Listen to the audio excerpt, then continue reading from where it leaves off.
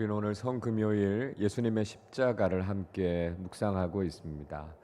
예수님의 십자가는 이중성을 가지고 있다 하는 생각이 듭니다. 우리가 예수님의 십자가를 바라볼 때 그 십자가가 가지고 있는 한없는 무거움과 동시에 그 십자가가 우리에게 베풀어 주시는 한량없는 은혜를 함께 보게 됩니다.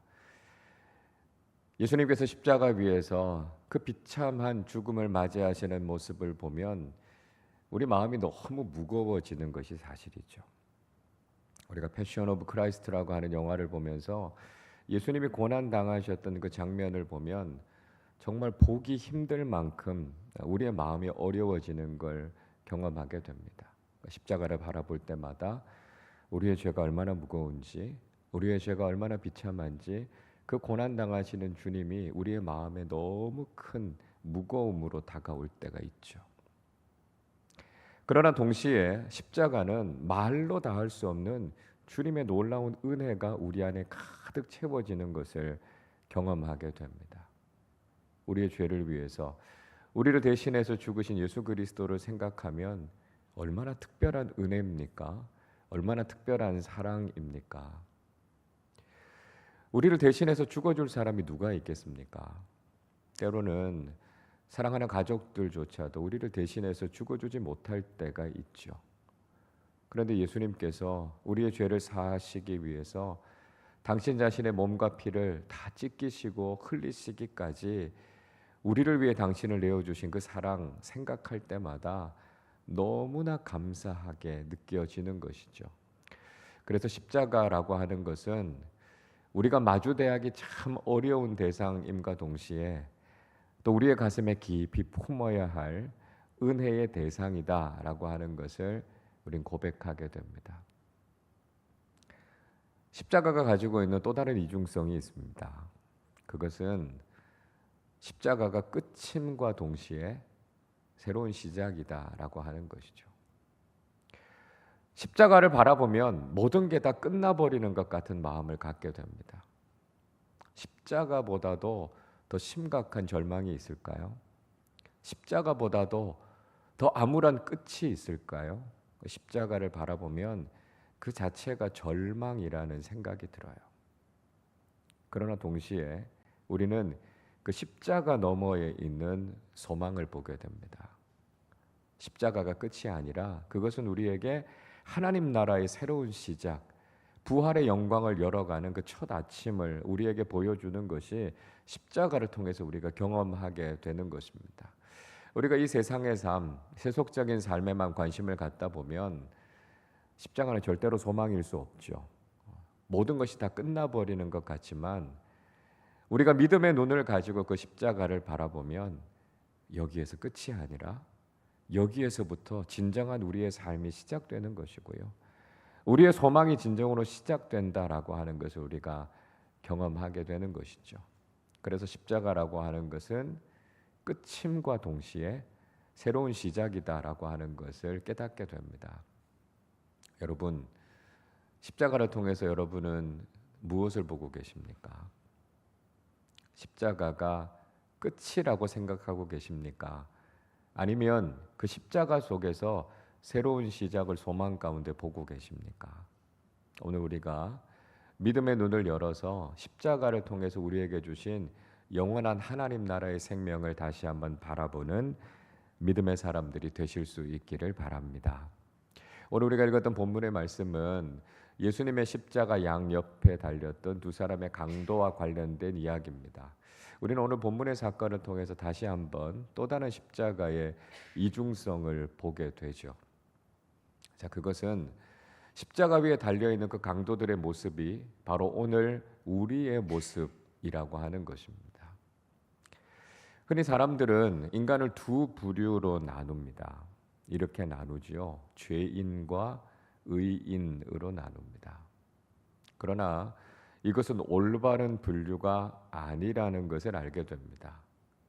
왜냐하면 그 어떤 인간도 의인일 수 없기 때문에 그렇습니다. 모든 인간은 다 죄인이기 때문에 그렇죠. 사도 바울은 로마서 3장 10절에서 이렇게 말씀합니다. 기록된 바 의인은 없나니 하나도 없으며 말씀하고 있습니다. 이 세상을 살아가고 있는 그 어떤 사람도 의로울 수 없다는 거예요. 모든 인간은 다 죄인일 뿐이고요. 오직 한 분, 하나님만이 선하시다라고 하는 것을 성경은 이야기하고 있지 않습니까? 예수님께서도 마태복음 19장 17절 상반절에서 이렇게 말씀하시지요. 예수께서 이르시되 어찌하여 선한 일을 내게 묻느냐? 선한 이는 오직 한 분이시니라 말씀하고 계십니다. 예수님께서도요, 오직 선한 분은 하나님 한 분밖에 없으시다고요. 우리 모든 인간은 다 죄인임을 고백해야 된다라고 하는 것입니다. 자, 여러분, 그러면 우리 인간을 어떻게 나눌 수 있겠습니까? 이렇게 둘로 나눌 수 있다는 거예요. 자신이 죄인임을 인정하는 죄인과 자신이 죄인임을 모르는 죄인, 그 두 가지로 나누어진다는 거예요. 그러니까 모든 인간은 다 십자가에 달려 죽어야 할 운명을 가지고 있다는 것이죠. 그러니까 십자가 위에 달려있는 두 강도의 모습이 바로 우리의 모습이라는 것입니다. 우리는 이 말씀을 읽으면서 오해해요. 십자가에 달려있는 두 강도와 나는 아무 상관이 없다고 생각합니다. 그렇지 않아요. 십자가 위에 달려있는 두 강도 중에 우리는 하나일 수 있다는 것입니다. 예외는 없습니다. 우리가 둘 중에 어떤 모습일 것인가 라고 하는 것을 우리는 생각해 봐야 된다라고 하는 것이죠.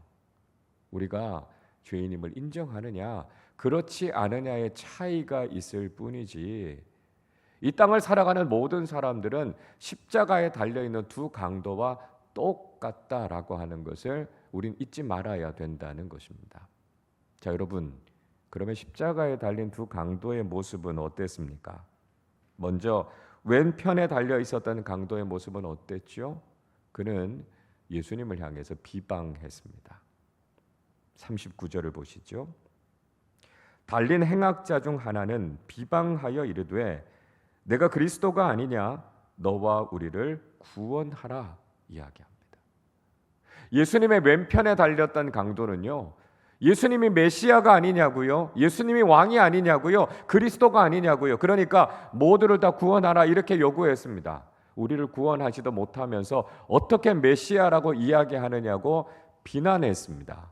왼편에 달린 강도는 자신의 잘못을 깨닫지 못했고요, 예수님을 탓하고 있었습니다. 여러분, 자신의 죄를 인정하지 않는 사람들은요, 늘 다른 사람들을 탓합니다.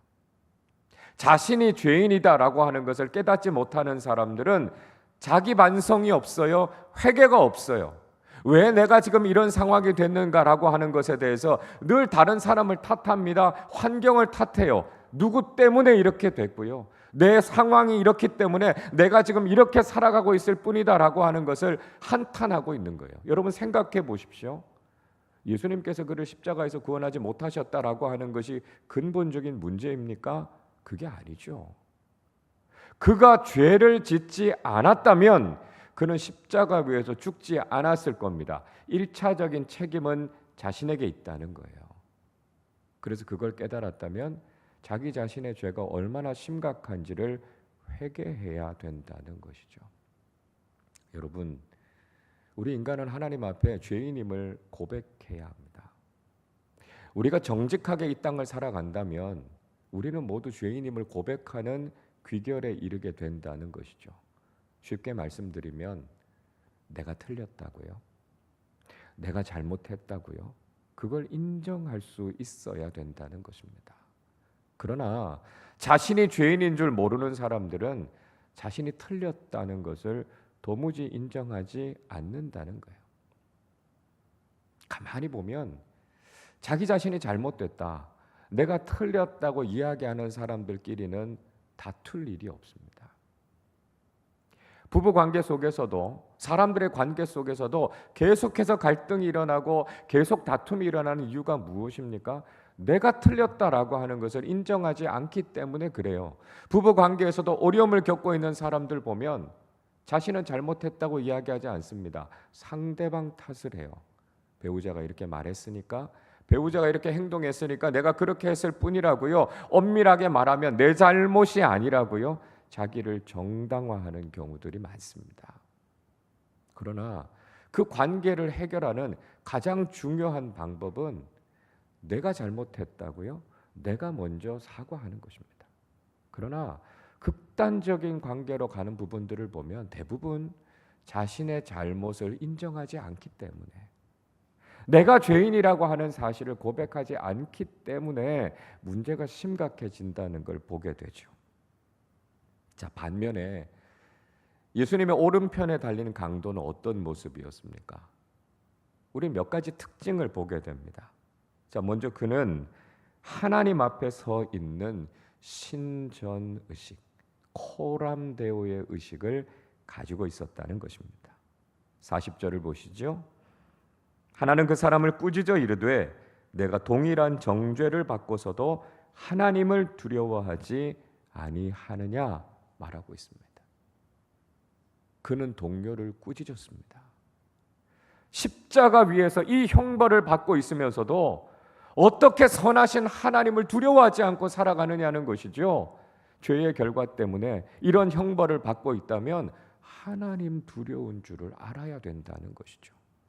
그는 자신이 하나님 앞에 서 있다는 것을 인정했습니다. 선하신 하나님 앞에서 자신이 얼마나 큰 죄인인가라고 하는 것을 통감했다는 것이죠. 그래서 늘 하나님께서 자신을 보고 계시고 하나님 앞에서 자신은 어찌할 수 없는 죄인이다라고 하는 것을 고백한 것입니다. 여러분, 하나님께서 우리를 지켜보고 계신다라고 하는 것을 안다면 우리가 어떻게 함부로 살 수 있겠습니까? 하나님을 두려워한다면 우리가 어떻게 죄인의 길을 걸어갈 수 있겠습니까? 연약하고 부족한 우리를 하나님 앞에 고백하고 하나님 앞에서 바른 삶을 살아가기를 우리는 고백해야 되지 않겠습니까? 그래서 우리는 늘 하나님을 인식하는 삶을 살아갈 때 올바른 믿음의 삶을 살아갈 수 있게 된다는 것이죠. 둘째로 그는 자신의 죄에 대해서 인정했습니다. 41절 상반절을 보십시오. 우리는 우리가 행한 일에 상당한 보응을 받는 것이니 이에 당연하거니와 이야기합니다. 왜 자신들이 십자가의 고난을 당하고 있습니까? 그건 자기의 죄 때문이라고요. 내가 살았던 삶의 모습을 생각하면 내가 이런 형벌을 받는 것은 당연하다라고 하는 것을 그는 인정했습니다. 자신이 죄인이라는 것을 고백한 것이죠. 자신의 죄를 깨닫는 사람들은 변화의 가능성이 있습니다. 그렇기 때문에 하나님 앞에서 이 죄의 문제를 가지고 나아가서 그 죄의 문제를 해결하기를 원하죠. 그러나 여러분, 우리는 스스로 죄의 문제를 해결할 수 있는 능력이 없습니다. 그래서 하나님께서 우리에게 요구하신 것은 우리가 죄인인 것을 시인하라는 것입니다.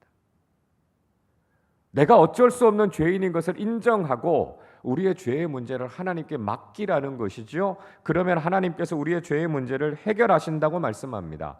요한일서 1장 9절이 이렇게 말씀하지요. 만일 우리가 우리 죄를 자백하면 그는 미쁘시고 의로우사 우리 죄를 사하시며 우리를 모든 불의에서 깨끗하게 하실 것이요 말씀하고 있습니다. 우리가 해야 될 일은 우리가 죄인임을 고백하는 겁니다. 하나님, 나는 심각하게 잘못됐습니다. 하나님, 내 자신에게는 아무런 소망이 없습니다. 나는 내 힘으로는 살아갈 수 없는 죄인입니다. 우리가 하나님 앞에 정직하게 고백하는 것이 필요하다는 것이죠. 우리가 그렇게 고백하기만 하면 하나님께서 우리를 죄로부터 건져주신다라고 하는 것입니다. 우리가 구원의 은혜를 입을 수 있는 유일한 길은 우리의 죄를 고백하고 하나님께 믿고 의지하며 맡기는 것이 되어야 된다는 것이죠. 자, 셋째로 그는 예수님의 오르심을 인정했습니다. 41절 하반절을 보십시오. 이 사람이 행한 것은 옳지 않은 것이 없느니라 이야기하고 있습니다. 예수님의 오른편에 달린 강도는요, 자신들은 철저히 잘못됐다는 것을 고백했습니다. 그리고 예수님은 옳지 못하신 것이 없다고요? 예수님의 옳으심을 인정했습니다. 이게 바른 믿음이죠. 여러분, 믿음이 무엇입니까? 믿음은 자신을 부정하고 예수님을 긍정하는 것이 믿음입니다. 자기 긍정의 믿음, 이건 잘못된 거예요. 우리는 자신을 부인하고 항상 예수님이 옳으시다는 것, 복음이 옳다는 것을 인정하는 것이 바른 믿음이라는 것을 알아야 된다는 것입니다. 마태복음 15장의 말씀을 읽어보면 가나안 여인의 믿음에 대해서 우리에게 들려주고 있습니다. 예수님께서는 이 가나안 여인의 믿음을 향해서 그의 믿음이 큰 믿음이라고 말씀하셨습니다. 예수님께서 왜 그렇게 말씀하셨을까요? 마태복음 15장 26절과 27절은 이렇게 말씀합니다. 대답하여 이르시되 자녀의 떡을 취하여 개들에게 던짐이 마땅하지 아니하니라. 여자가 이르되 주여 올소이다마는 개들도 제 주인의 상에서 떨어지는 부스러기를 먹나이다. 예수님께서는 이 여인을 부정하는 이야기를 하셨습니다. 이 여인이 개라고요? 인격 모독적인 말씀을 하셨습니다. 일반적으로 이 이야기를 들으면 사람들이 어떻게 반응할까요? 아니, 당신이 아무리 선생이라도 사람에게 개가 뭡니까? 개가. 차라리 안 들어주겠다면 안 들어준다고 말을 하면 되지 왜 이런 인격적인 모독을 합니까?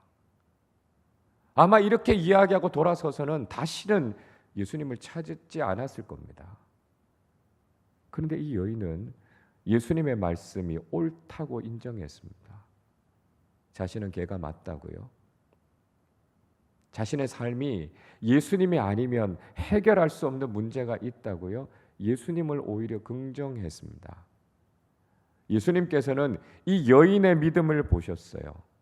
인간적으로는 받아들이기도 힘들었을 것이고 용납하기도 힘들었을 겁니다. 그러나 예수님의 말씀은, 예수님의 행동은 항상 옳다라고 하는 예수님을 긍정하는 믿음을 가졌을 때 예수님께서는 그 여인의 믿음이 크다고요. 그 믿음이 그 여인을 구원할 것이라고 말씀하셨습니다. 예수님의 오른편에 달린 그 강도도 자신은 죄인이지만 예수님은 항상 옳으시다라고 하는 것을 고백했기 때문에 그 믿음이 귀한 믿음이었다라고 하는 것을 인정받게 됐던 것이죠. 그런데 여러분, 이 우편 강도는요, 거기에서 끝나지 않았습니다. 이 우편 강도는 하나님 나라에 대한 소망을 가지고 있었습니다. 오늘 본문 42절 말씀 우리 같이 읽겠습니다. 이르되 예수여 당신의 나라에 임하실 때에 나를 기억하소서 하니. 이 강도는요, 하나님의 나라, 예수님의 나라가 임하실 것이다 라고 하는 것을 믿었습니다. 그리고 그 나라가 임할 때 주님 저를 기억해 주십시오, 그렇게 고백하고 있습니다. 그는 영원한 하나님 나라를 믿었던 거죠. 그런 십자가가 끝이 아니다라고 하는 것을 알고 있었습니다. 이 세상이 전부가 아니다라고 하는 것을 믿고 있었습니다. 비록 지금 이 세상에서는 자신의 죄 때문에 십자가에 못 박혀서 죽게 되지만 그것이 전부가 아니라는 걸 알고 있었습니다. 자신의 인생이 끝나고 난 이후에 하나님의 나라에서 진정한 삶이 시작된다라고 하는 것을 믿고 있었던 것이지요. 그래서 이 절망적인 상황 속에서도 영원한 하나님 나라를 소망하는 믿음을 갖게 됐다는 것입니다. 이 세상이 전부라고 생각하면 우리가 십자가와 같은 절망을 만나게 될 때 우린 낙심하게 될 수밖에 없습니다. 세상을 살아가는 많은 사람들이 이 땅에서 어려움을 겪게 되면 이 세상이 전부라고 생각하기 때문에 불평하고 낙심하고 원망하게 됩니다. 그러나 이 세상이 끝이 아니라 우리에게 주어져 있는 영원한 하나님 나라가 있다는 것을 믿는 사람들은 절망의 상황이 다가와도 그 절망을 이겨내게 되는 것이고요. 세상에서 높아져도 교만하지 않고 겸손하게 이 믿음의 길을 걸어가게 된다는 것입니다. 자, 이렇게 하나님 나라를 소망하고 있었던 사람들에게 예수님께서 어떻게 응답하고 계십니까? 오늘 43절 말씀 같이 읽겠습니다. 예수께서 이르시되 내가 진실로 내게 이르노니 오늘 내가 나와 함께 낙원에 있으리라 하시니라. 아멘. 십자가 넘어 하나님 나라의 영원한 삶을 소망하고 있었던 그 강도를 향해 예수님께서는 오늘 내가 나와 함께 낙원에 있으리라 말씀하셨습니다. 낙원이라고 하는 곳, 우리가 육신의 죽음을 경험하고 난 이후에 우리의 존재가 머물게 되는, 구원받은 사람들이 머물게 되는 곳을 이야기하고 있습니다. 여러분, 낙원은 가톨릭에서 이야기하는 연옥이 아닙니다. 우리의 구원이 아직 불완전하기 때문에 연단의 과정을 거쳐서 비로소 가야 되는 천국을 바라보면서 대기하는 그런 장소가 아닙니다. 낙원은 이미 그 자체가 천국입니다. 단지 예수님께서 재림하시고 이후에 마지막 부활이 일어난 이후에 모두가 천국에 들어갈 것이기 때문에 아직까지 천국에 들어간 사람은 없습니다. 그러나 예수 그리스도를 믿고 죽은 모든 사람들은 이미 하나님의 품에서 영원한 안식, 구원을 누리고 있다는 것이죠. 그러니까 낙원은 이미 완성된 구원을 우리에게 이야기하고 있는 것입니다. 예수님께서 그 강도를 향해서 오늘 내가 나와 함께 낙원에 있으리라 말씀하신 것은 그에게 즉각적으로 임하게 된 구원의 은혜를 선포하고 있는 것입니다. 예수 그리스도가 나의 죄의 문제를 해결하셨다는 것을 믿음으로 고백하고 십자가 너머의 하나님 나라를 바라보는 믿음의 사람들에게 예수님께서는 우리에게 임하실 구원의 은혜를 선포하신 것입니다. 십자가와 같은 고난이 우리에게 있다 할지라도 예수 그리스도를 통해서 우리가 구원받았다는 이 확실한 사실을 가지고 예수 그리스도를 구주로 고백할 때 우리는 이미 주님과 함께 하나님 나라에 있는 구원의 은혜를 누리게 된다는 것이죠. 이 땅을 살아가는 동안 우리 모두도 주님과 함께 하나님 나라에 있게 될 그 소망을 가지고 구원받은 자답게 영원한 생명을 가진 사람답게 믿음으로 이 길을 걸어가는 사람들이 되어야 한다는 것입니다. 오늘 우리는 성금요일에 예수 그리스도의 십자가를 묵상하고 있습니다. 여러분, 우리는 그저 십자가에서 그쳐서는 안 될 것입니다.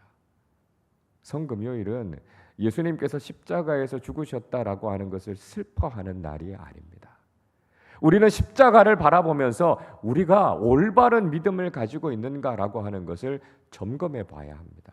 우리는 십자가의 절망을 넘어서 하나님 나라의 영원한 생명을 바라보는 믿음의 사람들이 되어야 합니다. 십자가는 끝이 아니라 새로운 시작이라는 것을 깨닫고 예수 그리스도의 구속의 은혜를 통해서 우리에게 주어질 한없이 큰 기쁨과 소망의 나라를 바라보는 사람들이 되어야 할 것입니다. 우리는 아무런 자격이 없지만 예수 그리스도의 구속의 은혜를 통해 우리에게 약속된 하나님 나라를 소망하면서 그 은혜에 감사하며 이 믿음의 삶을 살아가는 사람들이 되어야 할 것입니다. 주님께서 오늘 우리에게 베풀어 주신 이 놀라운 구속의 은총에 감사하면서 십자가의 은혜에 합당한 믿음의 삶을 살아가는 우리 모두가 되시기를 주님의 이름으로 축원합니다. 기도하겠습니다. 영원한 저주와 죽음 가운데 있어야 할 저희들을 사랑해 주셔서 십자가의 구속의 은혜로 영원한 생명을 주신 하나님께 감사와 찬양을 드립니다. 십자가 위에 달린 두 강도들처럼 우리 모두가 죄인임을 깨닫게 해주시고 우리의 죄를 고백하며 회개하는 사람들 되게 하여 주시옵소서. 우리의 힘과 능력으로는 구원받을 수 없지만 오직 예수님의 선하심과 의로우심을 힘입어 구원받게 되었음을 감사하게 하시고 십자가의 그 놀라운 사랑과 은혜에 감격하는 믿음의 사람들 되게 하여 주시옵소서. 이 땅의 삶에 집착하며 살지 않게 하시고 십자가와 같은 현실을 만난다 할지라도 절망하거나 낙심하지 않게 하시고 우리에게 영원한 하나님 나라가 약속되어 있음을 믿고 그 나라를 소망하며 살아가는 사람들 되게 하여 주옵소서. 십자가 너머의 영생을 믿음으로 바라보게 하시고 주님께서 주신 구원의 은혜를 힘입어서 주님과 함께 낙원에 있을 것을 믿고 소망하며 살아가는 귀한 믿음의 사람들 되게 하여 주옵소서. 십자가의 신앙을 회복하게 하시고 십자가 위에서 우리의 죄의 문제가 완전히 해결되었음을 다시 한번 확신하며 영생의 축복을 누림에 감사하는 믿음의 사람들 되게 하여 주옵소서. 우리를 사랑하셔서 우리를 위해 십자가 위에서 물과 피를 다 쏟아주신 우리 구주 예수 그리스도의 이름으로 기도하옵나이다. 아멘.